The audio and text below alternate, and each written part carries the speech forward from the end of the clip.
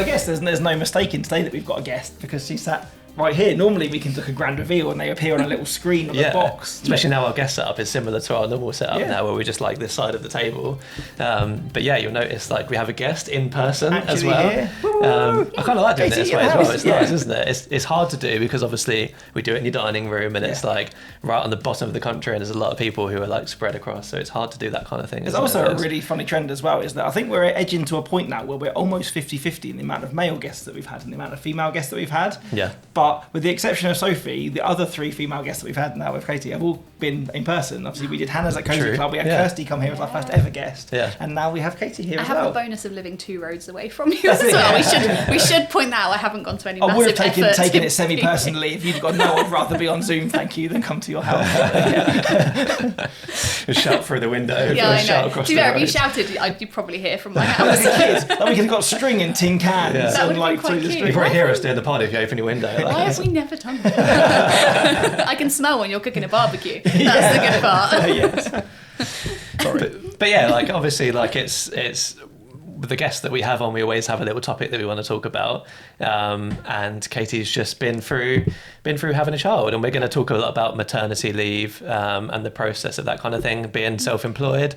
Obviously, something that me and Tom couldn't just sit here and talk about between us because we know nothing about how it works normally, let alone with self-employed. So it's a case of like, we're obviously here to make people feel better about their decisions and educate them on certain things. And like, what I think more important than ever is like lifestyle things. We can sit here and say, this is how you film a ceremony and this, that, but like at the end of the day, like you're at school, when you look back to school, you always wish they'd taught you taxes and not Pythagoras theorem or whatever. So yeah, it's really important to us that like obviously our listeners get that kind of information. And also we have obviously a wide range of everybody listening. Obviously the fact that we are 2 guys doing a podcast as well, the fact that we have female listeners and stuff like that. So I think to get more women on the pod is very important. There are obviously the Beckys have started now, which is it makes me happy that there are more females behind microphones doing this. But obviously we want to kind of talk about issues that affect everybody, not just the things that we can talk about. So really, really thankful for you to come along today and share your experiences of kind of how you navigated being pregnant, running a business and giving birth, and obviously how you've managing, you know, the other side of it as well. Still now. very much in the thick of it. It feels. I literally said to you earlier, she's 8 months now, and I feel like I gave birth like 10 minutes ago. So I'm not quite sure how that happened and when it happened, but it's great. But it's all fresh for you as well, so that's good. And I feel like it's kind of come at the right time as well for me, because I haven't said this on the pod yet, or even put it on Instagram yet as of this podcast. But we're actually expecting a baby, me and Kate. So it's pretty exciting. It's been one of those weird things where like each sort of podcast episode goes by, and I'm like, I still haven't mentioned it, and it's getting weird because I'm talking about, you know, how AI does stuff for me, and I've been using AI to work out a lot of like the spreadsheet for maternity leave and things like that, and that kind of stuff, and I sort of had to stop myself from talking about it. So now it's out in the open. We're expecting a baby in October. Probably a baby girl, who knows. The person was not enthused on telling us what it was going to be. We got a 1 in 2 chance, right? 50-50. Yeah. We had the scan and she was like, oh, it's in the wrong position, but it could be a girl. And then she just like, right, thank you, see you later. And then we were like, hang on. What do you mean could be a girl? And she was like, well, we can't really tell you. Okay. And that was it. And I was like, oh, right, okay. So now we've had to like... Yeah. See, we didn't find out. We left it as a surprise. We had no idea. But yours will be due nearly exactly a year to the day after my baby was born, which is really cool. Yeah. Well. Which also as well, I think hopefully some of the stuff that we jump into then, when you're talking, I imagine that the time of year that kind of things fall and how that looks in terms of wedding seasons, but also kind of, you know, daylight and tiredness and all of that stuff, almost you'll be educating Chris that hopefully something which mirrors quite similarly those times of year. Yeah. So you can be like, Katie, how does this work? I'll have the pod notes up, Chris, and you can start a new note. Your education. I will be taking, get to listen to this back when I'm editing it, so I'll be taking notes or getting AI to do it, to be fair. Force Kate to listen to the podcast. Make sure she listens. This is how it's going to be. Yeah. Luckily Kate's full-time employed, so won't have to go for a lot of the same things that you did. But yeah, I think it's pretty exciting, and like you say, it's pretty much due at the same time. So there's a time of year element to it as well, because I know that one of our friends, good friend Sean, he had his kid in middle of July, and like that just seemed like chaos. Like having to schedule like potential people to cover you if something did happen, or second shooters to come along to be at the weddings in case you needed to leave and that kind of thing. And then just like actually like having a newborn in July and August, like I just even the heat, if nothing else. Enough. Right now we're sat here and it's like 30 degrees and we're all sweating here. We're all far closer than we should be for this temperature. We are a bit sticky. It's a good job we're all friends. But yeah, so obviously, like we've like me and you know Katie for a while, and she's a good friend of ours, and you are an amazing photographer in your own right. So I don't want to take away from the fact that you probably have lots to sit here and talk about in terms of your wedding photography as well. But in terms of the topic, it's just something that we all just sort of come to an agreement on and thought this is actually a really good thing that we wanted to talk about anyway, and that you're sort of like you've gone through it recently, so you have a lot to say on it, I guess. So it's all very present. But yeah, first, like just introduce yourself. Tell us who you are. And I'll wave at the camera. Hi, Mum. I'm Katie. So I run Clearly Wild Photography. I've done that for nearly 13 years, I think, almost. I photographed my first wedding when I was 17. So it's been a long time. But I also, much like Tom, I actually studied photography at university. It was more kind of fine art course, but I did that at uni, and then I went full-time in 2020, but that's a whole different discussion. So I actually went full-time in 2021. Yes.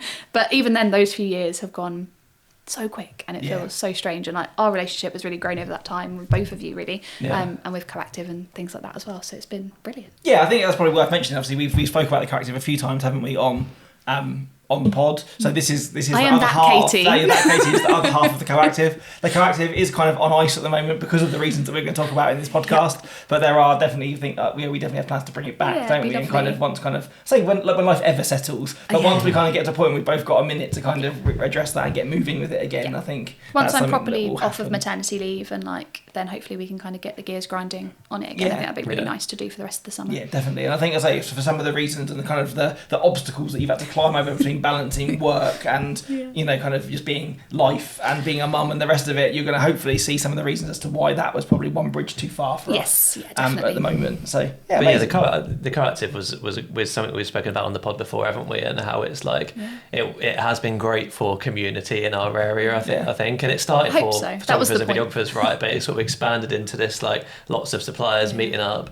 That was probably your guys' first meetings of each other, wasn't it? No, I don't think we'd met before. I don't think and so many people I don't think I'd met before that actually now I talk to on like almost a daily basis, and have a really great kind of community and colleagues almost, really, because that's what it is. We don't have those colleagues normally, so it's lovely to have that opportunity as well. I'm pretty sure it's the same with Josh and Sean. And that's what I was just thinking. I was like, I don't think I'd ever met Josh. I talk to them every day before, and which is mad. So to have that like network of people, and even though it's not so regular now, that all of the sort of fallout from meeting all of those people is still happening in my life. Like I've met friends for life at those events. And hopefully still new people will come in all the time. I don't want it to feel too cliquey. There'll be a whole new wave when we hopefully start back up again. There's always new people turning up, which is really nice as well. Yeah. And in an industry where most people are all just sat at home like on their own, it's a hard thing you meet people at weddings, but then you don't really just get to chill and be in your zone around them, sort of thing. So one of my favourite things now is my phone will just randomly start ringing and it's Katie Tanner. It's always Katie Tanner, who again I didn't really know that well and formed a better relationship. One of my favourite humans, and also one of my favourite follows on Instagram. Whenever I get home from a wedding and I'm tired and I'm drained, and then I open my story and I feel like posted. Katie Tanner, so Ginger Snaps Photography. If you don't follow her, definitely go and give her a follow. Another great Katie. She appears on the screen in a colourful outfit and massive glasses and is dancing or doing something, and all is right in the world again. So it does. It levels me out. And when she randomly rings me, I know it's going to be a good day. The day started well. Shout out to her. I helped Katie buy a monitor, and she was like sending me videos of like her current monitor, and like it's not working. What's going on? It was a great evening. It was. She's a guest that needs to happen. I was about to say, when is she coming on? That would be a wild episode. There's a lesson in being yourself. Katie has it down. Yeah, she really does. But I really wanted to do it on Zoom with all her camping equipment behind her. No, it has to be done from her garden with the kids in the pool. That's how it has to be done from that garden bench. Amazing. I feel like we're sidetracking him, but that is definitely needs to happen. That's going on the mood board when we finish. So obviously we are here to talk about maternity. So you alluded to it that you kind of you gave birth in October last year. Yes. So you've got an 8 month old. 8.5 months roughly. Yeah. So she was born end of October last year. She actually came a little bit early. She was a week and a half early, which again, changes things when you're trying to plan a business and when you're trying to know what you can cover and what you can't and what you need associates for and what timings you'll kind of give yourself afterwards. Babies don't work on a proper timeline that can be planned in a Google Calendar. Yeah. Like, they will arrive when they want to arrive, whether they're early or late. But even pushing a baby late might mean then, if I'd had her at 42 weeks, I would have only had 3 weeks before I photographed my first wedding. Wow. So because she came a little bit early, I actually had a little bit more time before I had to shoot again. But a little bit less editing But I was also time then way closer to... to... I photographed my last wedding at, I think it was 35 weeks. And had her 10 Yeah, because I helped you. That was, yeah. So we shot it together. Yeah. Again, a wedding that is known for its amount of stairs, but you still managed to kind of get up and down, navigate the stairs of Sopley Mill pretty well. It couldn't have been a good sight for anyone, me trying to get up that staircase. Yeah. And even worse as well, is the mother of the bride managed to break the lift at that wedding. Oh, yeah. So the lift wasn't even an option, was it? No. Luckily, I'm quite used to those Stopley stairs, and I keep my legs good for it. But yeah, it was a hot, long day. Yeah. But that was, I was about 35 weeks pregnant there, and I had no idea that 10 days later she'd be here. Yeah. And you just don't know. You'll learn this the hard way. We chat to a lot of photographers, and I feel like, photographers that are expecting, and I always say, so you're having a few months off then? Like, a lot of the answer is like, oh no, my next wedding is like 8 weeks after or something like that. And it's like, wow, like I can't even imagine that, because people who are employed wouldn't even consider that an option most of the time. I mean, I was really nervous that obviously I hadn't planned to have a C-section, but I was terrified that if I had to have an emergency C-section, that would change everything and all the plans we'd made, because I wouldn't physically potentially be able to walk or be able to support myself, matter than squat and fluff dresses and have a camera kit on me all day. So it's such an uncertain thing when you're self-employed, depending on the physicality, I think, of your job. Obviously, wedding photography, videography is very, very physical. We do have to move things and squat and lay on the floor and move things around, and that also comes into play. If I'd had C-section, I wouldn't have been able to do those weddings.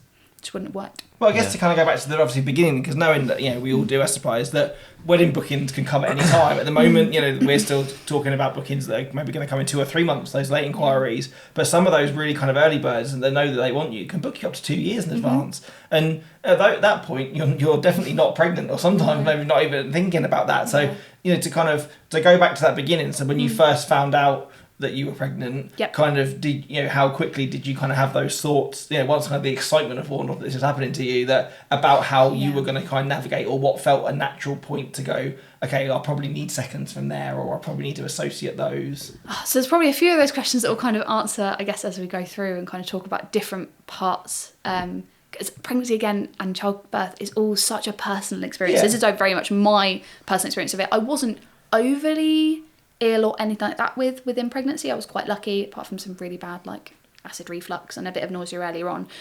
It was quite easy for me to hide it for a little while, and that was a big thing. It didn't happen really, really quickly for us. There wasn't kind of we planned it for an October baby and we had an October baby. It didn't work that way for us, as it doesn't for most people. So I think, and it's actually a question a lot of other female photographers have asked me since then, of going, oh, well, did you plan that? Did you plan for a baby in the off season? I'm like, no, we didn't. That is just how it happened. We just wanted a baby. We just really wanted to have a baby, and you just have to kind of let nature take its course, and it happened when it did happen, which again did work quite well for us, and same as what you guys are going to find.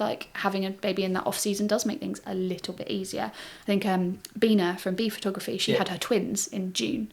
Peak wedding season, so I associate a couple of weddings for her and things, and it's such a different experience to what I had, because I only really had 5 weddings to worry about. She might have had 25 that were affected, and also carrying twins as well. I remember seeing her at Thrive in the March of that year. So again, she'd have been 4 or 5 months pregnant then if she gave birth in July. But again, just the logistics of carrying 2 babies at once as well. And she's not a very big human as it is, is it? To let alone carry 2 more like that as well. I couldn't even imagine trying to navigate in for somewhere that you would say kind of mid-pregnancy to then be able to try and shoot weddings like that as well. So I think you've just got it does require a bit of planning, but also an incredible amount of flexibility, because you just don't know.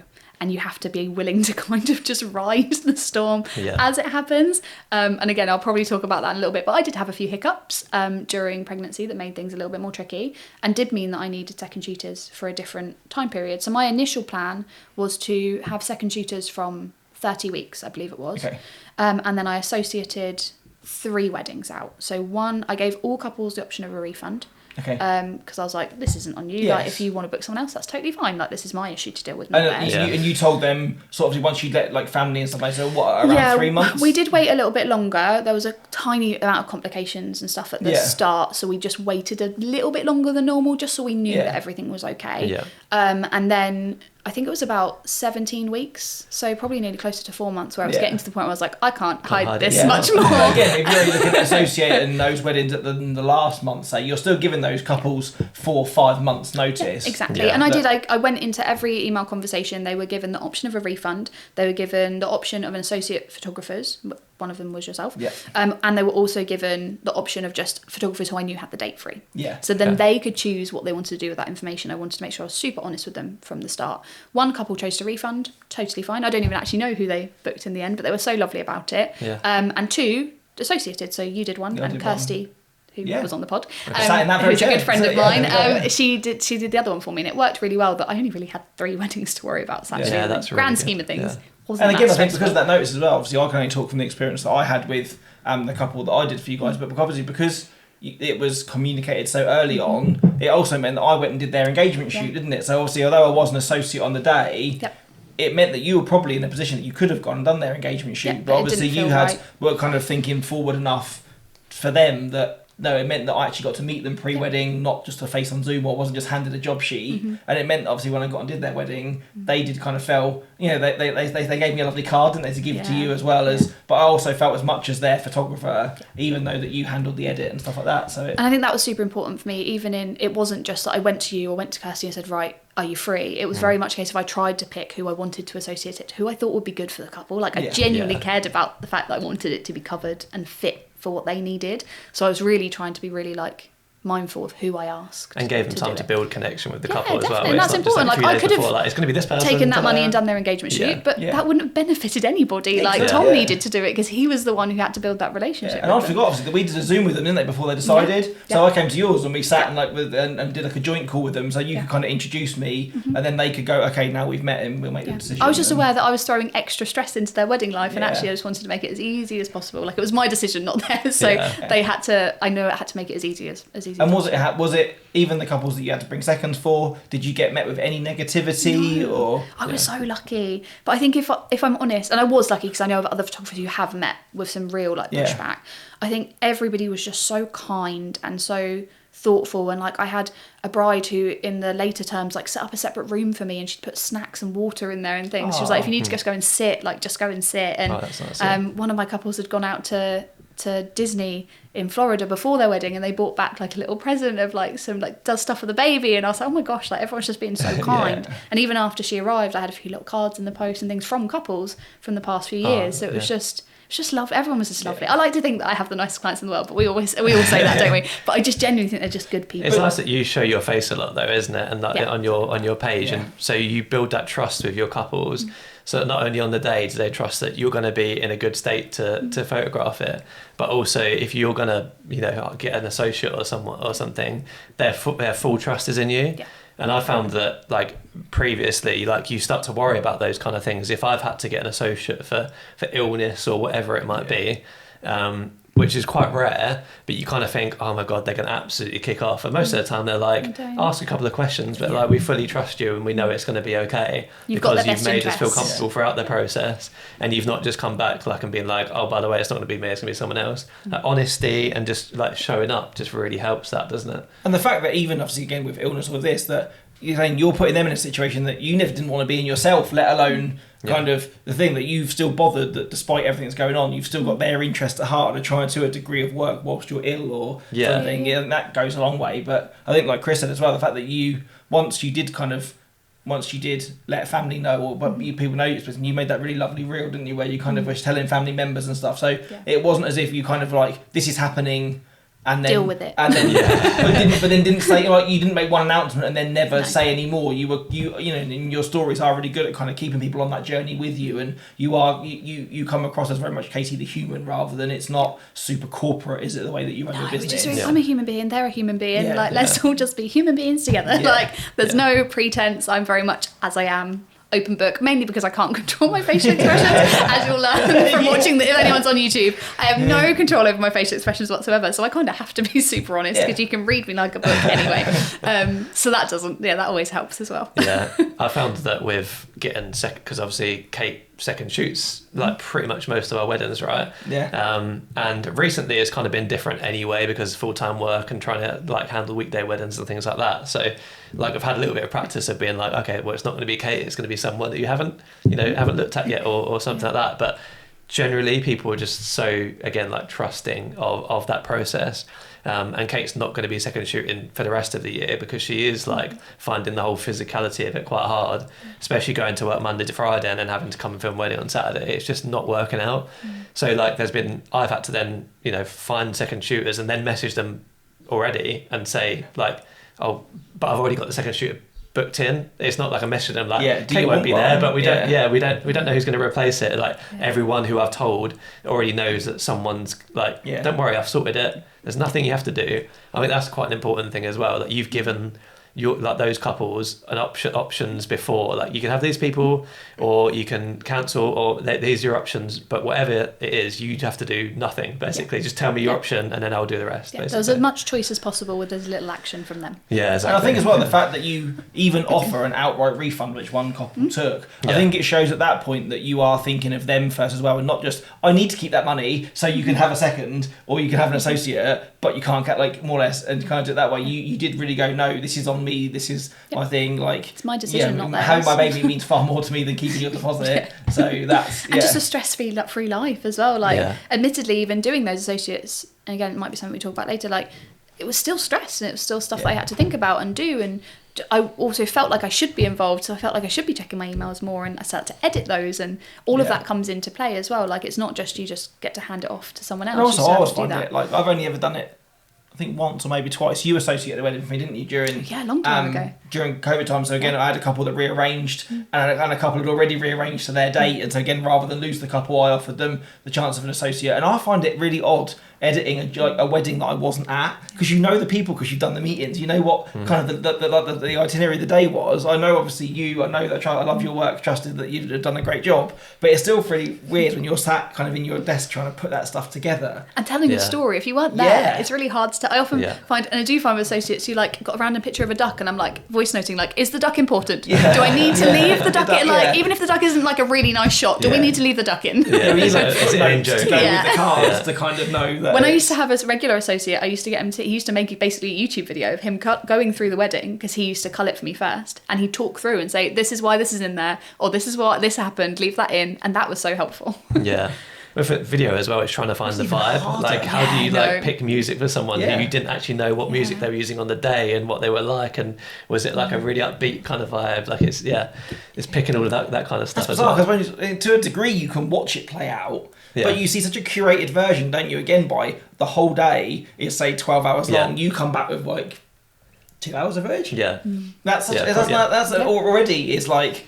Not even 20% of the day. So how do you all the in between bits do dictate the bits that you actually filmed, and then that must that's. But that's where it also comes to finding somebody that you trust to shoot in the way that you would shoot.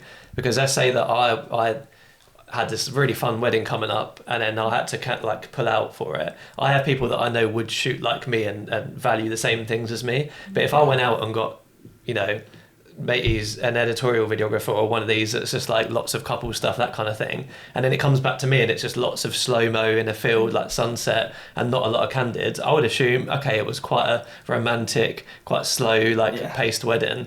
But then like they could come back like, oh no, it's really fun, but your associate didn't capture any of it. That's why it's important also to find people. And you struggle to cut a film from that, because you'd be looking for the candidates to make kind of the meat of the film, where the meat of his film is the cornfield and the sunset.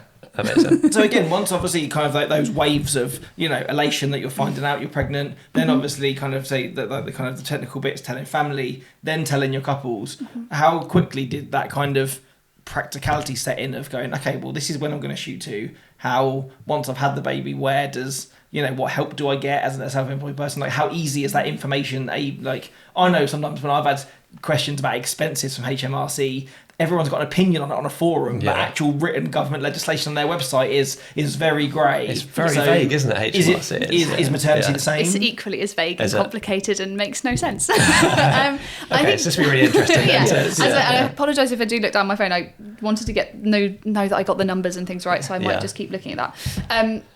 So yes, in terms of once that kind of initial bit is worn off, if I'm honest, I kind of started planning for it a long time before, because we knew we wanted a baby. Yeah. Every month you're going, okay, if I get pregnant now, like I can do this wedding and I can't do this wedding, or I might not want to get pregnant this month because I really want to do that wedding. Like you play that game, but sometimes you have to kind of also switch that off because that comes a bit dangerous. And then you might get an inquiry and go, but I don't want to book that because I want to be pregnant then. And there's no guarantee that you will be. And if you weren't a disappointment of that, then feeling that you can see that wedding pop up on socials and someone that you know shot it. You're also then just sat at home, sad about the fact that you still haven't got the baby, but you're also not working and you haven't got the money for working. So you kind of do start planning that long before. And then when it actually does come to it, so this is where the stats, and yes, it does get confusing and boring, so bear with, the more interesting stuff will come later. So if you've been registered as self-employed for 26 weeks, within the 66 weeks before you're due to have the baby. Okay. So what's 66 weeks? How many months is that? I don't know. Don't ask me maths. So it's 52 weeks in the year. 13 and a half months, 13.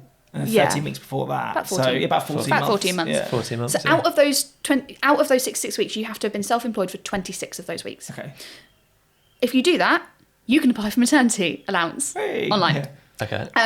The amount that you can get ranges from £72 up to £27 up to £187 a week. Can I just say, what happens if you haven't been registered as self-employed for 26 weeks? You don't get anything? I assume not. These birds are really kicking off what's outside. happening? We decided not to close the doors, and this time it's not someone drilling, it's a very loud bird. It's probably Max's mouth or something. Nature. Even the seagulls thought it's hot. As you all get on the video of us all just doing this. It's hot, mate. You know. It's just warm. So you either get £27 up to £187 as a full amount of a week. I don't know what happens if you've not been. I don't know because I've not been in that situation. I assume in that situation they'd kind of guess that you were being either employed by someone else or on like benefits or some kind of government program. So how much you get depends on your national insurance contributions. Okay. So that's so weird as well though, because if you'd only been in business for even if you launched your business, found out you were pregnant the same day, and then had run your business for 6 months, you wouldn't have even filed a tax return at that point. No. To know how much national insurance you pay. As well. So I've always paid my national insurance, even when it was the really, really early days back when I was 17 years old, and you didn't even have to. I think at the time it was actually an optional. Yeah, if you weren't earning enough to be taxed, you didn't have to pay it. You could volunteer to pay to get a national insurance credit, I believe, isn't it, which goes towards your pension and things like this. So I always put it in anyway, because I just knew that I wanted to be in it for the long haul. I was like, I'm just going to do the right thing, do it now. So even when I applied, I won't lie, I got a letter from HMRC and it says, you're entitled to £27 a week. And I went, oh my God. It's like, that's not going to work.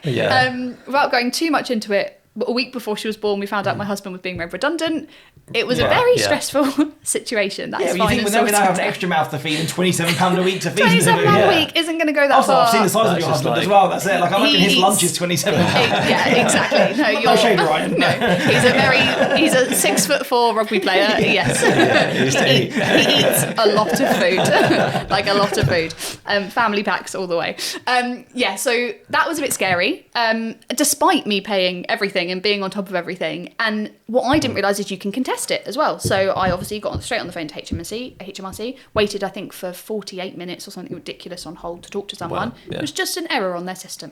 So all of that stress that they caused me, all of that chaos that was caused from it, was just it's just an error on the system, it's fine. That's a really bad error as well. But if I hadn't have chased it, I don't know if I ever would have known that I wasn't entitled to it. And I think that's actually a really common thing to happen, is they default say you get £27 a week. You then potentially have to push a little bit, I think. So what was your argument to say, actually, I should have more than that? I've paid all my national insurance. Also as well, I think it's probably worth saying that although that we're talking kind of purely about maternity at the moment, not so much about your work, since you went full time in 2021, those catch-up years for you were busy years. Yes, they were very busy. 50-plus wedding years. Yeah. So it wasn't as if you were, I'm just turning up and doing my little making 10 grand photography a year. thing. Yeah. Like, you were running a successful business, turning over thousands of pounds, which meant that if that range is there, that you would think that you shouldn't have been on the bottom of it. Paying quite a high sum of national insurance. Yeah, exactly. Exactly.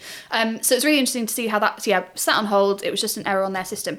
Now, the option you can do, if you haven't, so I think that may come into play of saying if someone just started a business, is that you can opt to top up your national insurance. Yeah. So if I hadn't have met the threshold to reach full pay, it might have been that actually, in order to go from £27 to £187, all I need to do is pay a bulk of £42 pounds. Yeah. And that will push it up enough Okay. for me to qualify for the full amount. Yeah. So obviously in the end, I did get the full amount. So is it a blanket amount to what you've paid in your life, or is it like how much you pay per year? Okay. I have no idea, to be honest. But you know that you should have been on the I higher was because like, you I've were always paying paid a it, lot. so- You should have been on £27 a week. I was like, Yeah. that doesn't sound quite right. That's the first tip then, Yeah. isn't it? Yeah. To contest that and to make sure that you know your numbers, so that if it does come back and it's like you're due the minimum, then you can just be like, hang on, this is not the case, basically. And also, I feel it's important to kind of put out there as well, £187 a week isn't very much. It's still not. That's like when It's still most covering your mortgage, companies, wouldn't it? exactly, Yeah. not even close.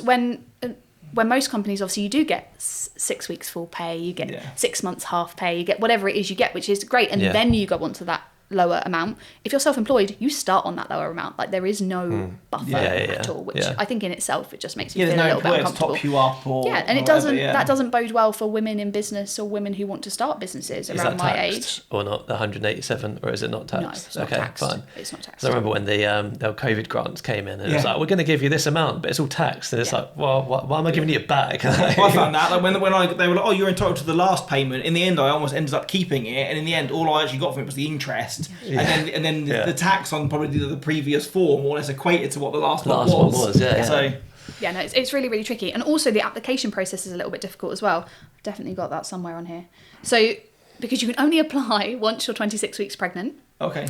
You cannot apply before then. However, you have to apply 3 months before you want to go on maternity leave. Okay. Oh, so if you go a month early, that literally gives you like a 2-month window. Well, you can choose to go on maternity leave 11 weeks before the baby is due. Okay.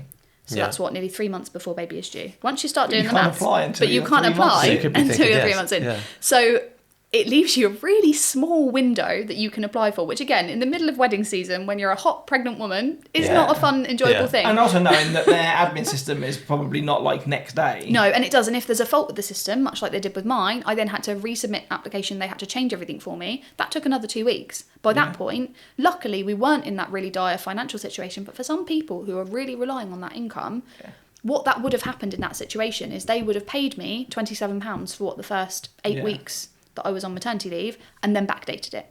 Mm-hmm. That's fine for us. We managed to sort it. Yeah. But for somebody who can't or maybe isn't in that situation, that could be really detrimental to them. If you were a single parent or even again if you were the sole owner in your business, well, I know plenty of women photographers that their husband's a stay-at-home dad or work less or whatever because they are running a successful business, that if there's none of that on that side to help tide you over or help to sustain it, does make it really difficult, doesn't it? So we were lucky, but they don't make it easy. Yeah. And I think I am a very illiterate. I'm a very literate person. I'd like to think I have reasonable intelligence, and it is hard to figure this stuff out. Understand them. I'm pretty good at figuring things out. But also being kind of ballsy enough to go, this isn't right, even though that a government letter is telling you that's what you're entitled to. Yeah, a lot of people would sit there and go, that's just what it is then. And not kind of be, well, this must be right. Hang on a second. Because you think it has to, that has to be right because it's come from the government. Yeah. That's not something that they should be getting wrong, is it? And so I think that's something that's probably worth saying, that if you've been looked in that situation is, even though that, when I've had the tax return letters come through and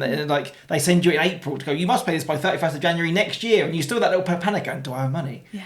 And it's like, so I would have done very much the same. I think it would have been, that's just how it is. Yeah, they don't make it easy for you, I don't think. And as I said, it doesn't make it easy for women who want to be in business and want to have children. Yeah. We're then having to sit back and go, right, if we want to have another child in the future, how far in advance do we need to start planning? And because it is that situation, I don't think that encourages women to be in business. Even if they put a scheme together, look at like Help to Buy, where you put money in and they top up. Like, even if they say to you, and Help to Get Pregnant fund sounds terrible, but do you know what I mean? But almost but do you know what what I mean though? But almost like a fund where you can say I'm an entrepreneurial person or solo business, that if I can put money into this leading up and create myself a pot, I can't get it until whatever point. But if I withdraw this money post having a baby, we will give you... Almost like the tax-free childcare thing, where you put money and you get 25% back on top of that. If you can do that for your own maternity, it's something like that would be better than you just get statutory. Whereas everyone who's employed probably gets more than you, even if they're like not earning as much, or maybe their minimum wage or whatever. I don't know how much they get, but it's probably more. So probably, the fact they're in a contracted job. Yeah, exactly. Yeah. So you're right. It doesn't encourage women to go into business at all. And one thing that helped me quite a lot actually was that so Lucy Watson, actually, to keep putting names left, right and centre, she was actually pregnant at a similar time to me. She had a little one only a couple months later, and she put me to a company on TikTok called Nugget Savings, who literally put out posts, I think they're on Instagram as well, just to help women with maternity pay, and a lot of their stuff is based on self-employed. So I actually ended up paying to do a course with them. So I did a Zoom course for an hour where they explained what you can and can't do and what the rules are and how to apply. That's amazing. If you send us a link to that, brilliant. When we put the show notes out, I'll make sure that we tag them in, because that'll be something really useful, that if you're unsure, if you can go through that process again, it might help give people a lot of clarity. They were really helpful, because a lot of it doesn't make sense, and you're sitting there going, but which bit applies to me? How do I decode this? When do I apply? What day exactly do I have to apply? The window's so narrow, like you said as well, that you can't afford to go, I'll figure this out at some point, because you might have missed the window, then you're going to get even less, or be even more open to have them having errors on their side. Precisely. So knowing what you know now, then would you have done everything differently at the very start when you found out you were pregnant, or maybe even before, to be more prepared for that maternity period? I think I would have got to grips with automation and stuff a little bit earlier, and kind of preempting some stuff like that. So automation with your business? Automation within business. So and AI is now my best friend. So after shoot, my best friend, I could not have survived the last 8 months without after shoot now. And just trying to automate and trying to be on top of everything as possible, and saving a bit more. Do you know what I mean? That's the honest answer of it. Having a little bit more money in the bank would have meant I wouldn't feel so much pressure to have gone back so quickly, which would have been great. I would have, if I did do it again, I wouldn't go back as quickly. I would give myself a lot more time. Without going too much into it, I was diagnosed with postnatal depression at about 2 months postpartum, and that definitely impacted how I saw everything. And whilst in a way it was good, because I used work as a vice, because I go, I should go and do work, because I know I'm good at that. I know that's a tick box exercise that makes me feel good. It gives me a little dopamine boost, and it's something for me, not baby orientated. At the same time, I think it was also detrimental going back so quickly, because I don't think my brain or my body or my baby was actually really that ready for it. So I would like to, if I did it again, I'd definitely give myself, I think I'd say, I'd refund all of the weddings once I was heavily pregnant, not have that editing to do, not have just that overhang of slight stress of knowing that someone was shooting a wedding for you. And I'd probably give it a good 12 weeks after the birth to say, I am not photographing any weddings in that time. Just to really give myself that time. It's a big change in your life, and I guess you need time, like you say, mentally and physically to recover from that. And it takes your body a long time to recover, and if you're shooting a couple of weeks after or a few weeks after, you're not necessarily fully recovered from that experience, are you? I think I saw something online, I might be completely wrong, but it takes 2 years for your hormones to go back. Wow. It's 2 years for your hormones to re-regulate to what you were before you had a baby. I think that's you're going a few weeks after and straight back to weddings. 4 weeks after, I'm bam, straight back in. High pressure environment, you've got to be happy with the time. And your body, I had some stuff in pregnancy that didn't help with stitches and things. It's that stuff hurts and takes a long time to heal. And you're not doing yourself any favours if you are then squatting and lugging kit around and moving benches and things. Because you wouldn't go back to the gym that quickly. No. But essentially, and there's that real guy at the moment, isn't there, of the guy with a rope around his neck and dumbbells, I shared walking it yesterday. backwards on the treadmill and stuff. But I know it's quite tongue in cheek, but it's that level of kind of exertion on your body, isn't it? But probably on less sleep, trying to look after a baby and all that stuff. And I think obviously it's also worth saying that people probably realise, but Elle is your first. So it means that you've never experienced anything like that before. People can tell you, and people will probably listen to this and probably not even have an idea of just how much of kind of a shift that is on everything. To kind of go, I'll be all right. But then it's like, well, are you actually all right? But like if you had another one now, you would then all these things that you said that you would know to do differently. But you also can't know until you've done it. Yeah. So that's the tricky part. Is different as and well, I was going to say, and somebody else who's just had a baby exactly the same day as me could sit here and have had a completely different experience. And I think that is so good to mention, is saying people listen to this, but everyone's going to be so different anyway. It's very much just and also mine. how you were. Like again, you're someone that is fairly fit and active. Like you run and go to the gym, or you were pretty much in very good health before you became pregnant. So it's not as if it's kind of that's taken away from that base level, but you went into it probably at the best kind of shape that you could have been. Yeah, definitely. Yeah. And everyone goes in with different financial situations, and maybe they've got a partner, maybe they haven't, maybe they're married, maybe they're not, and all those kind of things. Do you live together? Like you said, there's so many variables in that, isn't there? Yeah, there is. But yeah, talk to us about kit days then, because obviously once the whole maternity hits, then you've got to deal with kit days and not being able to work on certain days. So kit days are keeping in touch days. That's what it stands for. So within, I think most businesses, if you're just employed by somebody else, you generally get 10 keeping in touch days. They're days that you're allowed to work and you're allowed to be paid for that work. So as long as you're claiming that statutory, you get 10 within that. Which I guess in like a normal business, they would help with kind of mental load. So again, you don't rock up 1 year after you left, or 10 months after you left that job, feeling that the whole office has moved on, or your place of work. You can go in and they still see you, or if new people are there, you are literally keeping in touch or keeping up with the changes in your workplace, so you don't feel so removed from it when you go back. Is it 10 days? Sorry, is it 10 days regardless of how many months you claim the statutory for? Do you know what? I'm not. I believe so, because my maternity leave is actually finishing in July. It's finishing. You get 39 weeks of paid maternity statutory pay, but mine finishes actually a little bit before that, because I will use all my kit days. So once your kit days are gone, everything stops. So that's it. You're back to work full time, because you've got no more kit days that you can use. So I think again, I'll go back to my little sheet. So obviously you have to declare to HMRC. You're supposed to declare what days your kit days are going to be, and that part was really challenging. How do you do that though? Do you send them an email, or do you I just jumped on the phone. Oh, you can just speak to them, and you have someone you deal with. I think there's probably a way you can do it online, but it was so again complicated and faffy that I was like, I'm just going to phone someone. I'm very much I'd rather get on the phone and talk to a human being on the day, or just like you plan them out in advance and that was the more challenging part, is to kind of see the logistics of how they were going to work. So obviously a kit day counts as, you can do 2 minutes of work, and that counts as one kit day. You can work 24 hours of that day, and that's one kit day. So if a client calls you and you answer, it's kit day? Well, no, not technically. So it's a 1 minute, 59 seconds. Yeah, exactly. It's generally like paid, any work that you're actually actively being paid to do. Like so if I was going wedding, to photograph a wedding, to go and edit a wedding that's currently happening within my maternity leave, they count as kit days. So I just had to be really, really resourceful of how I used that time.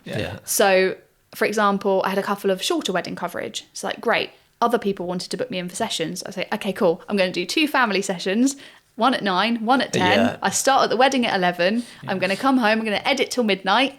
You've got to be those kit so days. precise, because I have to milk every single second of that kit day. You shouldn't have to. I think that's the thing I think is wrong, is that almost you're forcing yourself into being tired or overworking to almost squeeze that lemon of every inch of income that you can in order to survive whilst you're on maternity leave. But at the same time, that's not a healthy place to be in. If you have a rough night with the baby the night before and you go into 2 back-to-back families, you'd be knackered by the time you even get to the wedding. But there was no other choice. Yeah, it's almost worse than only getting statutory, is then being like, oh, by the way, you can't work either. Like you can't. And so you are allowed to do work that keeps your business running, and I think that's really important to say that I can schedule social media posts for future. I can respond to inquiries for like next year. I can do that stuff. Anything that kind of keeps the business actively running. I can be here with you today because I'm not being paid for it, so I can be here. Although this is kind of for work. It doesn't count. You're not making money from directly from it. Exactly. So there is, but even that all of that information I gained from that Nugget Savings place, because that information online of what you can and can't do, I could find nowhere. Yeah, because I remember us going where for it was walks, clear cut. and you saying at that point, I just don't know how I'm going to manage, because obviously if I literally stick an out of office on the day that I go on maternity leave and don't open it again, there's going to be like rafts of inquiries, or also I'm going to have no weddings because we book so far in advance that essentially the next 2 years of your life you could then have to go and get a job because you just wouldn't have any work. No. So you are allowed to respond to inquiries. You're allowed to do the basic tasks to keep your kind of admin and keep the business going, basically. Yeah. But there isn't a website on HMRC where it just goes, this is the things you're allowed to do. Yeah. It's just not that clear cut, which I think that in itself is terrifying for people. It's the same with like taxes, like you say, isn't it? Like if you go, oh, can I claim this? And it'll be like, it'll just be a blanket statement. Yeah. Maybe, like, but maybe not. Can. Like, providing you think it's fair, you can claim that. And it's like, okay, but it's... And I think it kind of works in a very similar way. But I'm somebody who does, like, I was a goody two-shoes at school. Like, I like to follow the rules. I like to know what I am and I'm not allowed to do. So it was it's scary, isn't it? Especially like you said, when you get these official letters come through, and if you think, well, if I do that, or especially like again with social media, if they kind of go, well, if I post this day, they can see that I post as well as the people that want to book me can see. And if I get this kind of like, we're watching you, we've seen that you've been doing this and this. If they can take the money away, I know it's not a lot of money. It's still some money, which is more than I am earning. Still money that we're relying on. Yeah. That's that again doesn't help with kind of that mental well-being of kind of feeling calm, and it's a lot of extra pressure in logistics for sure. My life is just now a permanent logistics plan. Like, I just feel like I'm a project manager rather than a person. The baby, but also with like the finances. We're trying to do both. It's like I said, I feel like I'm spinning a lot of plates and regularly dropping them. So you're still technically on maternity leave now until the end of this month. How comes you've chosen to do it that way rather than just go back to work earlier and earn more, if that makes sense? Like if I want to just give myself a little bit of freedom and a little bit of grace and to build that relationship with my baby, like I think that's been super important. Like I did want to have the time, especially where I was so poorly for a while at the start. I did struggle to form a bond with her, so I feel like I'm really grateful actually now that I've given myself that time, especially she's got more personality now, like she's come into her own a little bit. I feel I can get to know her, and also I had the process of going, I've paid my national insurance since I was 17 for this company.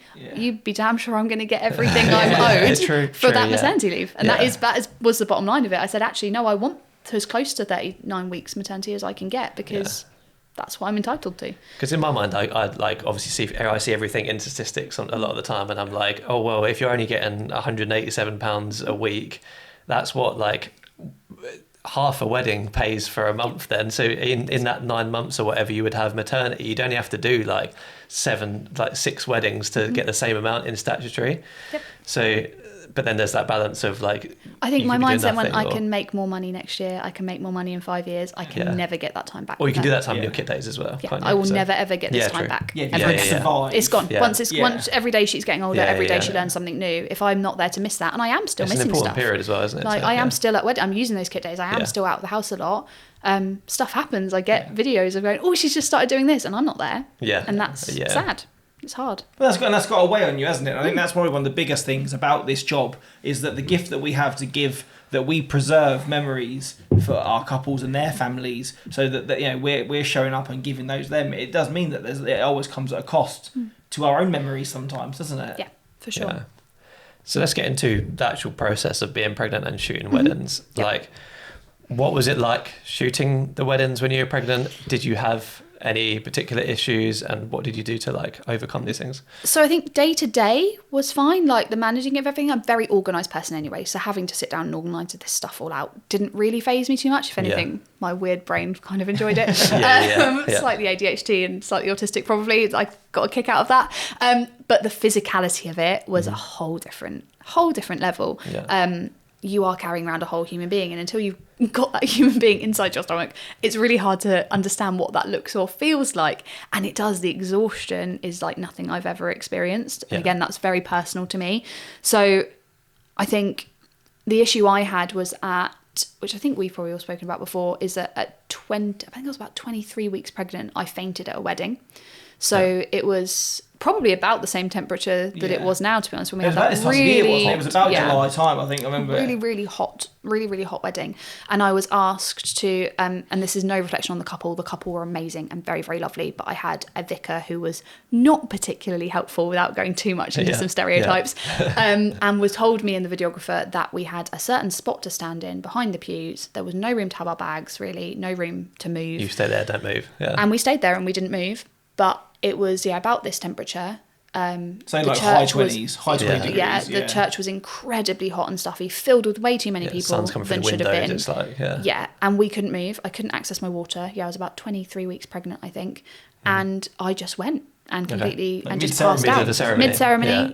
They luckily not during the vows, but I just went. Videographer managed to catch me, and actually, really strangely, both bride and groom were GPs, and nearly all of their bridal party were doctors, nurses, midwives.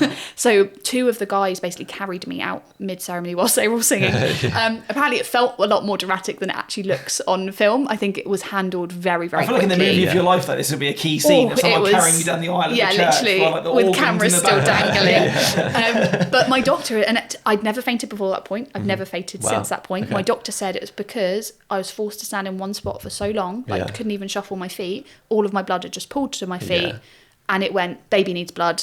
Took everything to baby, and I just and your legs. Luckily, I had a second shooter on that day. Again, the couple were brilliant about it. But luckily, you're okay. Well, no, but my brain went straight to wedding. So I wasn't there to catch you. And that's, to be honest, it's not even worth thinking about.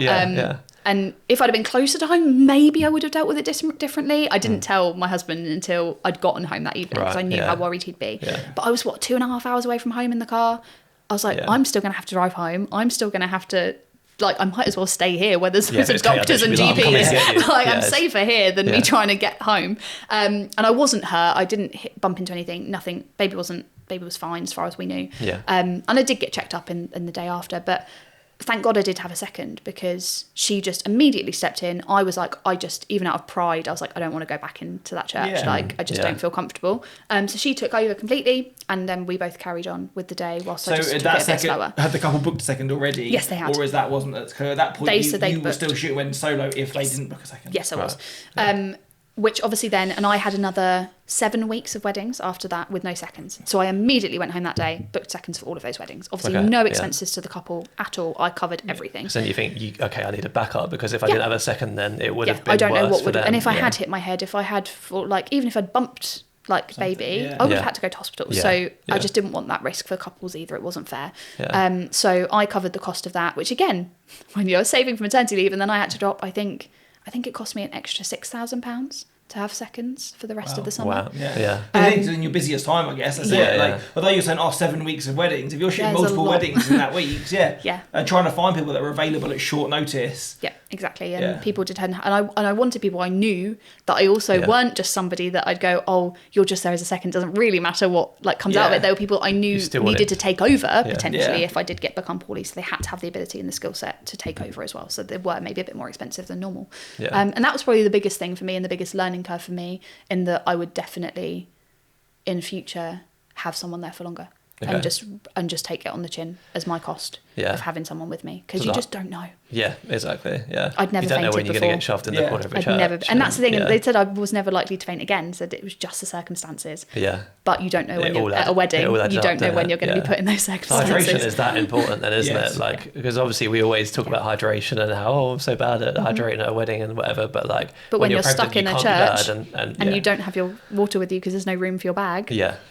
Yes. What do you do? That happens, Yeah, and that did happen, and it was really scary. But so the couple were brilliant about it. Somehow we still had a great rest of the day, and I had an absolute blast. And just carried on. Yeah, they gave me some water, gave me a brunch bar, and we cracked on with the day. So which was wild. And that was scary. Yeah, it was probably the scariest part that happened. But I think it really put it in perspective of how vulnerable you are in that environment. And to have a 2.5 hour drive home afterwards as well. That's it. Knowing that you've been the ordeal of shooting a long wedding at that level of pregnancy, knowing that something had happened like that as well. It's I cried a lot in the car on the way home. I can't lie. It was a very tearful journey home. Yeah, just that the adrenaline, that emotional bit of the adrenaline's worn off by that point. You get in the car, you're I knew that happened. I just cried. Yeah. And then what's to come as well, knowing you've got weddings to come and you've got to have to sort that kind of thing out. And so it's worth saying to people then that it probably is best in later, mid to late pregnancy, to get second shooters if you're still shooting. And just have people on standby. Yeah. Even if that had happened and I had bumped into something and then had a wedding to shoot the next day, the thought of them being at hospital, having my baby checked if they were okay, trying to deal with husband and me and then having to try and find someone to cover, I was just have good networks of people around you. I have a few chats that I could message in and say, somebody needs to deal with this. And I know they would do whatever they can to help me. And that's really important. But even like you said in that instance as well, then, you know, like when you initially fell, like, oh, luckily they had a second shooter. It's like, well, no, luckily you're okay. And then that becomes, you know, very difficult, doesn't it? Because obviously, like, you've got your husband on the other hand who's his priority is you and his child, not your business. Yeah. And so if you were at hospital and then going, well, I've got another wedding today, and he's around going, absolutely not, you're not going. Yeah. Like, you need to look after yourself, and then you go, well, I can't. And then you don't want to bring like those dramas of your business into then affecting your home life, but the whole thing. But it is. I think it's all one. As I said, like, my business is my first baby. Yeah. Like, I care about it, and I want to protect it and nurture it and love it, just like I want to do with Elodie. So it's really hard, and that is a juggle I've found really, really difficult to kind of set those boundaries of going, right, who needs me? Like, and actually, really, the answer is always her. Yeah. The business doesn't always actually need me that much. No. Like, I might think it does, and in our pride, we might think it does, thinking, but actually, but again, like in an ideal, cold facts and numbers world, it is actually incredibly vulnerable, I suppose is probably the right word, to run a business as a single person. Because whether you're pregnant or not, if you fell over and break your leg, then your business stops without you.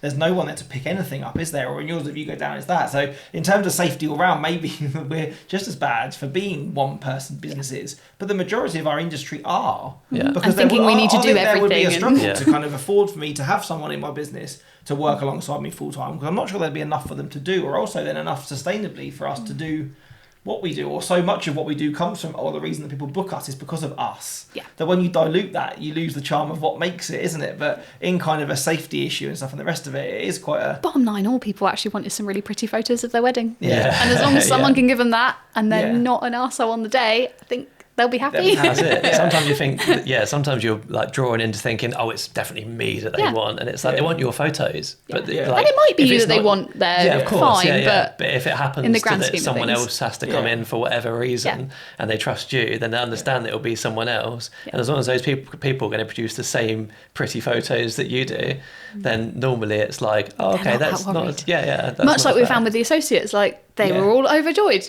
And I don't know if you kind of want to feel offended, but also really happy that they're happy. Yeah. And it is. And the bottom line, as long as they've got a nice human being who's going to bring a nice atmosphere to the day, make them feel comfortable, make them feel happy, and take nice photos.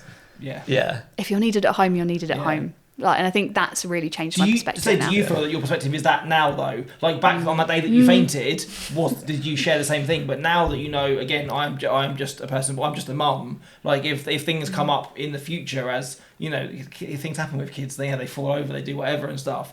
Would you feel now much more, or your thought process, I just need to get a second and cover this wedding, would be different if your priority was with Elle rather than not, I have to shoot this wedding? I'd like to think so, but if I'm honest, I just don't think you know until you're in the moment and you're in the situation, because my instinct in that situation was, yes, fine, I can go get checked out tomorrow, but I need to finish this wedding and this is my commitment to now. And I think even now, like, because we are kind of trying to juggle childcare and when I can edit, when I can work. Of course, it is hard to leave her, but I have to be in the mindset of when I'm not with her, it's not my problem. I know that sounds awful, maybe as a parent, I shouldn't say that, but if I've entrusted her into somebody else's care, they are in charge of her. Whether it is your husband or grandparents or a childminder or whoever, that's it. She is their responsibility in that time. If I'm an hour and a half away at a wedding venue, there is very little that I can do. So I think I really have to segment that to a certain extent. That's much easier said than done, though. Like, I think for me, I was going to continue the things you just said. Learning to let go in your business, I think, is something which is incredibly hard to do, isn't it? When we are people that do everything, to be able to instill that trust, that takes a lot. So, do you think that that's helped, though? Do you think you're better at doing that? Because you a little bit better, yes. I can give myself a bit more grace now. Like I'm a lot kinder to myself than I put like a lot less pressure on myself than I did before. I'm going, do you know what? It's sunny out. If I'm kind of where I should be in work levels, I want to go and sit and play with my baby for a bit. And in that side of things, I feel a lot less guilty.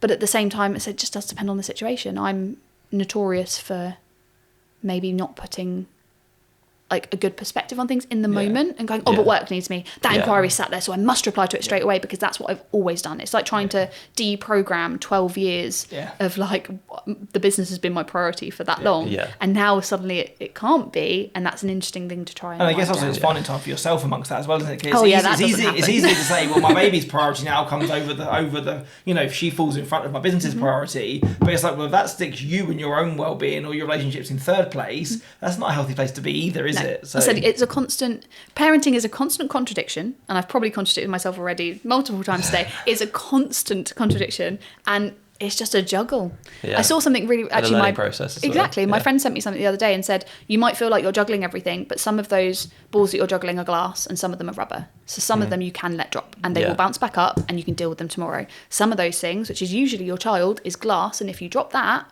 not physically, don't drop the babies.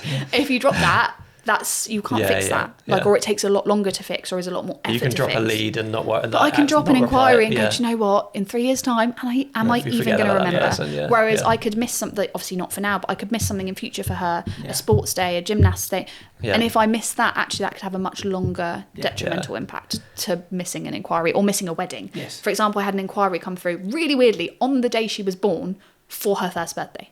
Very strange. But it actually came because, again, my mindset wasn't there. I was like, oh, should I do it, Ryan? He was like, no. Like, why? Yeah. But my brain didn't quite understand that, no, I shouldn't be. No, absolutely not. I'm doing a wedding on her first birthday. I will be with her, celebrating with her. But it is really hard to switch that off. But I think we've all missed so much. I can definitely say that there's been other family weddings or occasions or parties or anniversaries or things like I've shot multiple weddings on my own wedding anniversary, which I know is different to a child's birthday, but we have all missed things or gone without things in order, again, to be part of other people's days. Yeah. And I wondered, that's kind of where my question was there, is that now that you've had her and you're reminded of how important she is every day, has that changed your perspective? I think I'm working on it. Is it slightly, I think it's a constant learning. But you ask yourself that question more now, rather than the, well, shall I just do it? Like your conscience kicks in. Yeah, I'm like, wait, no, I probably. It sounds great, but no, I probably shouldn't do that. Really, should I? I'll regret it further down the line. When you're a business owner with no kids, and the business is like you say, your baby, isn't it? And so whereas even we sit here and I always say I pride myself on my work-life balance. Like I've worked so hard to get this freedom that at any point during any day I can stand up and go and do something for myself. Yeah. I'm still there. That's the problem. I'm getting good at it. Oh, I'm getting decent at it. It has to be something where I'm actually you're doing about something. To have a baby, that's going to go out the window. And have a pint on a Wednesday at midday. I struggle with that. But if I'm going to meet someone or I'm going to do something, but I have no idea where I was going with this point. But yeah, but at the same time, at 10 o'clock at night, if you get an inquiry or you think, I haven't posted on Instagram in a while, and you think I should schedule something, I'm still in the office. Yeah. And so when actual baby comes along, it's like now I have to juggle something which has been important to me for so long and something which is, let's be honest, more important. Yeah. And not just in that it's more important, but in the fact that in 20 years time, what you're going to appreciate replying to, spend at 10 p.m. replying to those leads or putting her to bed or whatever it is. That's the bit I have to struggle. And also in those moments where parenting is really hard. It's the hardest thing I've ever done. And I knew I desperately wanted to be a mum. There was never a question about it. It was something I've always wanted to do. And there have still been moments where I've sat there and gone, gosh, is this really what I wanted to do? Because it is hard. Yeah. And it is. And you don't get the sleep and you don't get always the right support and you don't, it's just the hardest thing I've ever done. And to try and then have a business in the next room as well, because that's another thing, working from home. I've got a computer in there that I know I can get an instant dopamine hit if I go and do a little bit of work instead of being screamed at by a baby who all it does is scream at me and poo and sleep. Especially in those early days. Now that she's got more personality, it's a bit different. You can picture that, can't you? You almost stood on the landing of your home, going, with which 2 one bedrooms do I in front want of to you, and a go baby for? screaming at you in that room, and your computer screaming at you in that room, and you literally kind of being torn between which door do I walk through, which and it's not as clear cut as you'd think it would be. You'd think that you'd go, oh well, the baby. Yeah. But for me it was, and that might have been the postpartum as well, getting involved a little bit there, but it wasn't as clear cut for me as to which I needed to prioritise. Is it that guilt of you're spending time with I'm guilty about not working on the business? 100%. When you're working on the business, you're feeling guilty. And then you get sleep and you're like, I shouldn't have been asleep. So I should not have slept. I should have done some posts, or I should have done some editing, or I should have run, or there's just there is an endless list of things you should have been doing instead of whatever you were doing. So this question's not in our notes, but this kind of comes on another layer then, is we've spoke about, and imposter syndrome is hard. And I feel that a lot sometimes scrolling on Instagram. Does that become worse then when you become a parent, because you almost have taken a step out of your business, that you worry then that people that maybe started at the same time as you, or people that you saw that were your peers, you start to think, oh well, they're not a parent and they're smashing it, or they're doing this great stuff while I'm doing this. I'm sat here haven't slept in 2 days and this. If I'm honest, no, I think it's helped, because I don't have time to sit and scroll and look at what other people are doing online. Yeah. And it's really switched off that. I don't even care and I did, and you know that from past. I really, really have cared about that in the past. And it's really hit me hard. I don't have the time or the brain space to worry about it anymore. So people can do what they want. I'm going to do what I want. I'm a bit like, if I've done a post and kept the baby clean all day and fed her, I'm winning. Like, great. And I must say as well, like, absolute testament to you as well, like the scheduling that you've done, the levels that it has gone to, like the fact that you managed to find out, which I didn't know, that you could schedule stories and that seamlessly from someone who landed, you know, onto Clearly Wild socials or website for the first time.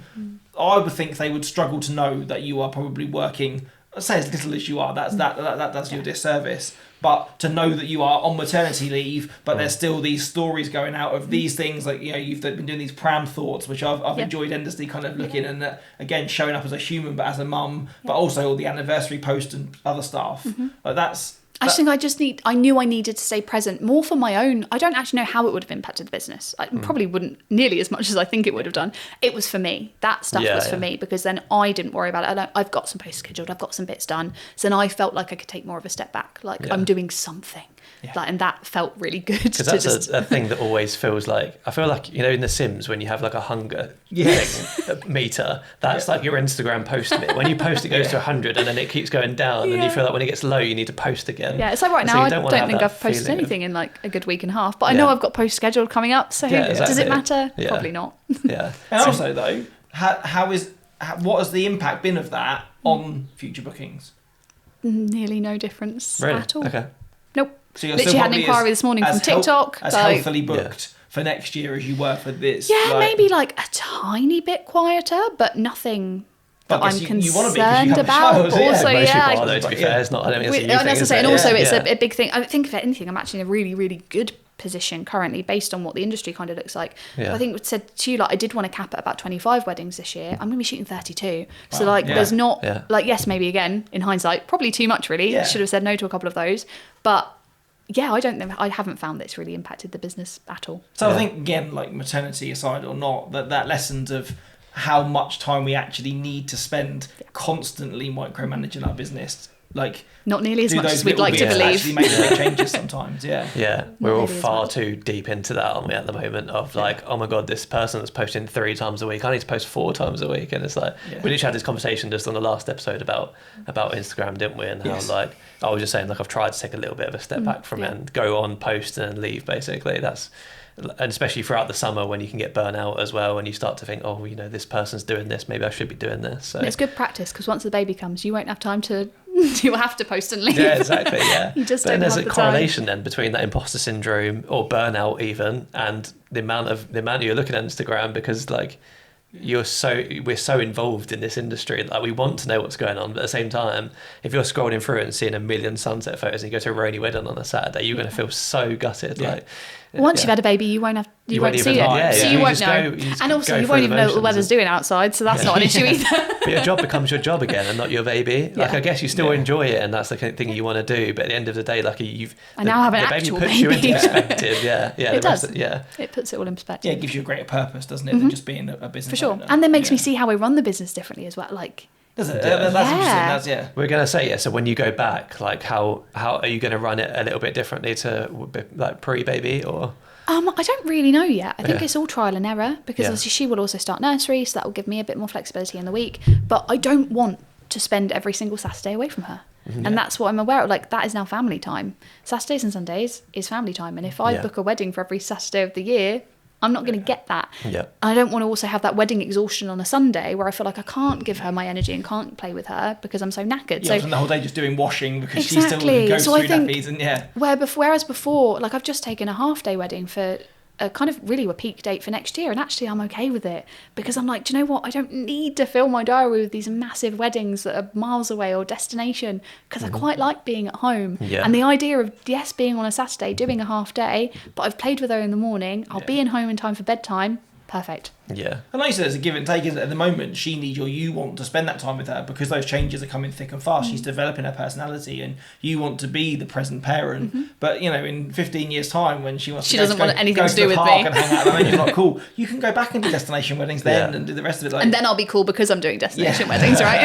Yeah. Yeah, no, it's a really big adjustment. But I think even in how I shoot weddings maybe is a different format now. I mean, I've always been a bit of a crier anyway. I'm wear my heart on my sleeve. I'm a sappy git at the best of times. Yeah. But since having her, my God, I will be sobbing behind that camera now, particularly if it's anything to do with parents. Like I can't lie. Every film I watch, I get a different perspective of now. Every wedding I go to, I get, because that father, like that first look with dad, or that first, if they do a father-daughter dance, oh my God, I'm just crumbled in a corner. Like I just can't handle. Thank God I'm not doing video because all you'd hear is me sobbing. Like it's just like that perspective change. And just in the like I got into this job because of relationships. It wasn't really to do with photography. It's because I loved people. And if anything, it's just given me a whole new love of people because I respect every mum and nan and auntie that I meet so much different in a different way. So do you feel your work's changed as well? Although your perspective's changed, do you find that you're seeking out different moments or you're photographing them in a different way? Like you're almost coming from a mother's perspective now. Yeah, very much so. And hopefully that's a good thing. Hopefully it has a positive impact on my galleries. But I think I'm definitely really seeking out that connection more than I ever did before. I have no like I might take again a shot of the dress hanging up. It's never been my favourite part of the day. I'm not a big details person. Same, but I spend far less time on that now than I ever did before. For me, it's about the people. Because it like just doubles down on that perspective you had before, whereas now you can actually relate to the parents and the people that want to see their children. Like and the way like the mum grips dad's hand, like as she comes, as the bride comes into it, like it's just that's the stuff that really gets. But then I cry, which is also not ideal because the bridesmaids are all looking at me like, who is this chick? And why is she just sobbing in the corner? I'm like, oh, it's hay fever. It's hay fever. So that bit's not so great. I think there are layers. I feel that, and again, like it's no shade to anybody that's not a parent. I'm not a parent, you know. Like, but even getting married and then like shooting weddings pre being a married person and after being a married person, I felt like that changed it. Almost knowing that you've walked in those shoes makes it different. And I imagine that made a huge difference for me again, married. Once you've experienced loss of it as a parent or a grandparent or rest, I think everything you go through in your life can't help but feed back into your work and evolve it. So it'd be interesting to know whether that had happened the same. Definitely. Do you think like perspective wise as well, like you see time differently? Because what I'm trying to say is, did you use AI for all of your edits before? Some, but not all.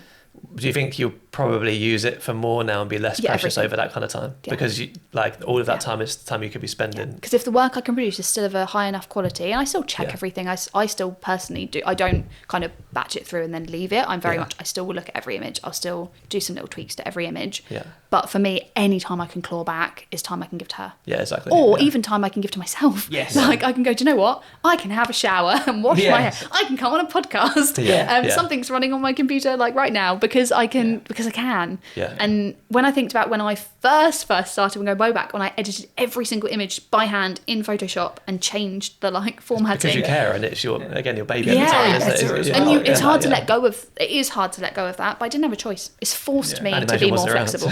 Exactly. It's forced me into being way more flexible, and I don't see that as a bad thing. I think it's great. Less precious with it has to be. And also, I'd mull over one post.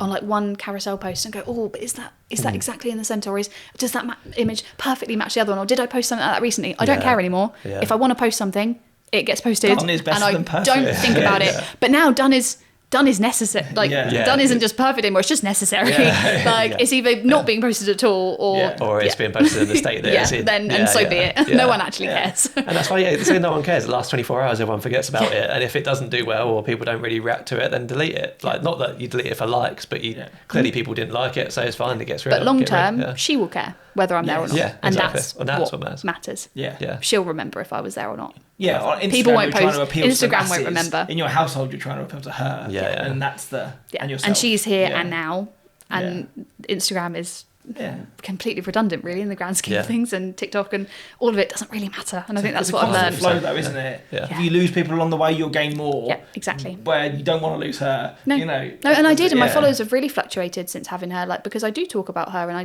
don't really show her very much on social media, but I talk about her a lot and my experiences as a parent because I feel like it's relatable for a lot of my couples as well. Yes. Like a lot of couples that I do their wedding and then I do their maternity and then I do their newborn and go on to do their families. And I'm like, I'm really in that with them now. Yes. A bit like when I was getting married during COVID and everyone's wedding got postponed. My wedding got postponed and it was lovely to be part of that with them. I literally had that as like a selling point on my website. Yeah, exactly. Like, I was like, I'm a COVID bride. Yeah. Like, I understand. And now I can do that. I'm a parent and I get it. And if you're trying to plan a wedding with a baby, I now understand. I don't stress if I get an inquiry and they're like, oh, our kids will be there. If they then don't reply to me for 3 weeks, I'm not even batting an eyelid because I'm like, they're just busy. Yeah. Like, they'll come back, and even they usually with a baby do. on the way, my perspective has changed in the way that I think about children at weddings, I think. Yes. Because I'm very much if you've got kids there, like, I'm always going to be focusing on them because they'll only be that age once and that kind of thing. But if they're crying during the ceremony, I'm annoyed. Like, let's put it that way. I'm like, stop, take her out, whatever. You do the glare. But then I understand that it's normally like the brother or someone that's got hold of them. They don't want to leave the ceremony because they want to watch it, but they've got a crying baby in their hand, and like certain things like that clock a lot more with me now than just like, you're running my audio. Come on. Yeah. And no baby cries as loud as your own baby. Right. That's another thing. Okay. Because you're nearer to it though. It sounds but it sounds so much louder to you than it does to you're looking around like, anybody else. Yeah. Okay. And it does change your perspective on that. I think a lot. Like, I've always liked kids at weddings, and now I love kids at weddings. I'm not just following. I'm like, no, there's a couple here. I need to focus on them, like not just the kids. So like more understand what the parents and how the parents act and what they do. Yeah. But you say that, I need to not follow the kids and follow the couple. I guarantee when you look at what they download or what they share the most, it'll be the photos of the kids. The stuff that they maybe missed of them doing whatever, or they're looking cute is always far over themselves. Yeah. And I'm sure that if someone looks after Elle when you're at a wedding and then you're on your dinner and you get a cute picture of her, you'd love that more than the selfie of yourself. 100%. Start the camera gear on. 100%. Yeah. Always. So that's really, it's a really nice place to wrap it up. I think we should do some of our final questions now. And the first thing we have is like, to round it all up, do you have any advice for a female photographer or videographer who's thinking about having a baby but is worried about the impacts that it will have on their business? You can plan, but you have to be flexible. Yeah. Like there is babies don't follow a plan. Don't expect to go in with that. We're going to do this plan. By all means, make the plan, but then maybe make like 10 different plans. You need like plan 72 by the time your baby actually arrives. I think just be really flexible. Find your people. Like have really good people to fight in your corner because it is hard and it is lonely. Yeah. Even just as a new parent, matter than as a new parent who's then also trying to keep a business going. Like it's hard. So just find people that you trust, that are safe people for you to really be open about how you're feeling. I think community as well, joining Facebook groups, that kind of thing 100%. Has been really big throughout this pod. We've been talking about finding people you can trust, that come active. Like again, like a lot of the people that are second shooting for me this year when Kate can't, are people that I met at the Collective. So or through any like social events, awards, that kind of thing. Like it's just it's all you can start that now, whether babies are in the distance for you or even if they're not at all, like family emergencies, whatever. If you've got people around you, this job is 100% less lonely. Don't be an island. No, basically. Never. And don't be an island with a baby sat on top of it. I think to be fair, I've known people that have had like a very, very close knit group around them, and as soon as those people maybe quit the job or don't, and then they start to struggle because they've got no one to sort of like lean on and call on for certain jobs and things like that, and you think, well, you didn't come to this social event, so you wouldn't have known, if that makes sense. You wouldn't have met people. Exactly, 100%. Well, sometimes you don't think you always realise how much you need those people until you've met them. Definitely. And I think just be kind to yourself. Be gentle. Pregnancy is hard. Birth is hard. Having a tiny baby is hard on your relationship, your mental, everything. Just be kind. Just to yourself, to others, to each other. I keep having to remind Kate that, and she's like... And once the baby's here, and I say that even to me and my husband, is like the one thing we're trying to do is just be kind to each other. We're both exhausted. Like just go in with kindness and you'll be fine. Kate's always there like, I'm so exhausted, but I haven't done this and I haven't done that. And I'm like, Kate, like... You're pregnant. Like it's okay. You can barely get off the sofa, let alone building a human. It's like, what did you do today? I sat on the sofa. I was like, no, you didn't. You grew 2 arms and legs today. That's what you did. Exactly. I was like, you grew 2 whole new appendages. Like you're fine. That definitely is important. And is there anything like to run it up? Is there anything that's important in terms of any resources, or you've obviously spoken about was it TikTok? It's called Nugget Savings. Yeah. That, I mean, pretty much really the only thing that I use. Just use the HMRC website. use And you mentioned in the nugget mums savings. group earlier, is that something? Yeah, I'm in a few different, like I went to some like antenatal, postnatal, and that's where I met a lot of mums. That's really nice to have people in exactly the same position as you. And obviously they're not all self-employed, but even just to talk about baby stuff sometimes, it's nice to have that group just to talk about baby and not work. A lot of people meet like long-term friends through those classes. Yeah, I hope so. Yeah. If they're listening. I hope that you're all going to stick around. And also, I think it's worth touching on that point, although it's a tool that probably all of us use. So we alluded to you talking about you scheduling stories as well, and that's something you can only do, which I only learned from you, through the Meta AI or the Meta Business app. Meta Business app, yeah. You can do it on desktop. So if you go onto it on a desktop, you can schedule stories. Yeah. Wow. Okay. Yeah. So when you see those rolls of stories coming out from Katie and all those, it's not always happening when you think it's happening. They might have been done, not when they're being posted. Yeah. So my anniversary posts I do in bulk. Some massive caveat, and I was like, I can't do it with that, so I didn't do it. But it wasn't through that method. Yeah, no, I do that. I do those in bulk. Yeah. So I just make them all and go for the next 3 months and go, brilliant, that's all scheduled now. Yeah. Cracking. Amazing. And then again, obviously, people link people to you. So where can people find you online? Like, what are your links? What's your website? What's your Insta? I am just Clearly Wild Photography on everything. So that's on TikTok, Instagram. No dots, no hyphens, no underscores. No, Clearly Wild Photography. And it's nothing to do with my name, because people always then assume that my last name is Wild. It is not. It comes from my mum's maiden name, who are Clearys. So that's where it kind of stemmed from. Yeah.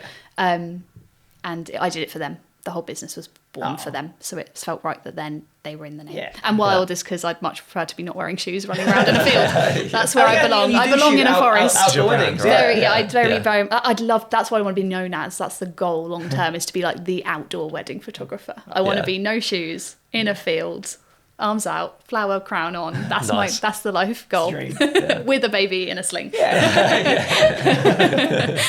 And obviously, and then the last most important question that we have to ask all of our guests. It feels weird doing this. It's like a really serious conversation about maternity. Be kind to yourself, Katie, in this moment. When we walk Tesco's, because it's on the way to your house on the way home, what meal are you picking up?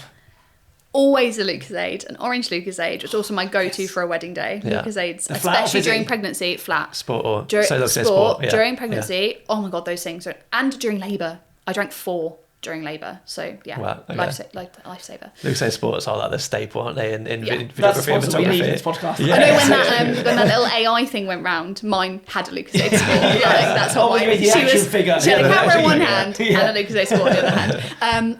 A raisin Yorkie, big fan. Yes. Big fan. The one like the brownie, like purpley wrapper. Yeah, they're great. That's right. And probably like a chicken and stuffing sandwich. But I'm a dipper in meal deals. I mix it up all the time. Okay. But that's probably my staple. The Lucozade and the chocolate are always the same. Sandwich. I mix it up. Okay. Nice. But the other 2 are staples. Always. Okay. Always Lucozade. Always a Yorkie. That's the nearest that anyone's come to my choices. Yeah. Out of all of the guests, I think. What were your? I don't know what yours were. So mine would always be either a limey, lemony Diet Coke or a Lucozade Sport. Yeah. Normally a Yorkie is a classic for me. So good. And then if I'm not going for the ham, cheese, chicken triple, the normal chicken. That's chicken, the one. Chicken and stuffing. Yeah, and like that. Bit of protein. For me, really, I buy meal deals on wedding days. So I'm like, right, what do I need? I need sugar, I need some electrolytes, and I need some protein. Yeah. And for me, I need bang for my buck, which is why I was going for the sandwiches that come in 3s rather than 2s. So I can eat one before I start prep, and then I can have one before the ceremony. And then a slightly crustier one by the time you leave. Do you know what I found the other day though, and this is vital for the podcast? What's that? Is that if you go to a big Tesco's to get your meal deal, you can now add a Krispy Kreme glazed original donut as your snack. What? They also do like the Yo Sushi. I love those in a big Tesco's. You can get Yo Sushi as your main too. They've raised the prices of drinks now as well. So the other day I went this is a whole Tesco different podcast now. Obviously, I like Monster. I bought a Monster for £2.90 or something. I was like, for an extra like 30p or 40p. You got a sandwich out of Yorkie. I got to the till and I was already there and I was like, no, I've done the thing. And but Kate used to get those innocent drinks and they're like £3 or something. Yeah, aren't they? you get those in the meal deals, aren't they? I had no idea. Good choices, Katie. Thanks. And lastly, thank you so much for We should make a leaderboard of You're choices. welcome. We finally made it happen. I think we've been talking about it since I found out I was pregnant. That would be a good idea. And then it just again, life goes on like for all of us. And then obviously, now, I think. So, again, obviously, with Chris's news as well, I felt that there was some different directness kind of coming across there, which is really, really lovely. Can't wait. I think supports that kind of community thing that we're all about. Yep. And also, you were adamant to get on here before you go back to work. I was, that was it has to happen in the next few weeks because then I have a bit more stability with childcare and that's stuff. a whole new chapter in itself, isn't it?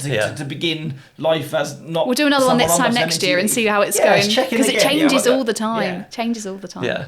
Yeah, Thank we've done you. one on maternity, and the next one should be about but just being a parent in definitely. general. So, Yeah. To a screaming toddler, probably, instead of a screaming exactly. baby. You can sit here and you can soothe Chris because he's I'll bring her, and we'll see what she Yeah. has to say about it. get her on. We Get her both on. have sassy girls. Like, She was to the look collective's after. youngest member, wasn't she, for a was, while? yeah. But bless her, so she can be we'll get the a little youngest hat for the member. capture Yeah. Oh, she'd love. We've got a little cap for her, so she'd love We'll have to that. get her a baby capture hat. She would love that. Yeah. Totally on board. Thank you so much. Amazing, yeah. Thanks for coming on. Yes, I hope that's a really, really interesting episode for everybody. Hopefully that wasn't on your radar for what you thought you were going to listen to today. You've learned something. Yeah, something different for us, isn't it? Something Yeah. different, and hopefully I think that it's going to be useful for a lot of people. I hope Yeah, so. and it's different to what I've heard before as well. Like sometimes the podcast can get a bit repetitive and talk about similar things, and how you should act on a wedding day and how to get leads and whatever. But this is like completely beyond that. I feel like it's something I've not heard on a podcast before. So hopefully, it's been Hopefully helpful it helps. to women looking to to have a baby, but also helpful to men who might not understand the Just process. to understand, of that. if you're a videographer working with a pregnant lady photographer, Just be really nice to her. Kind to that woman. Yeah. Bring snacks before. If you find out she's going to be pregnant before you just bring snacks. She'll be on your side immediately. Yeah. Amazing. Yeah. Well, yeah. Again, so that's been that episode. Thanks for watching. Thanks for listening. Thank and we'll you. see you in the next one. See you next one. Bye. That was I'm good. so sweaty. So hot.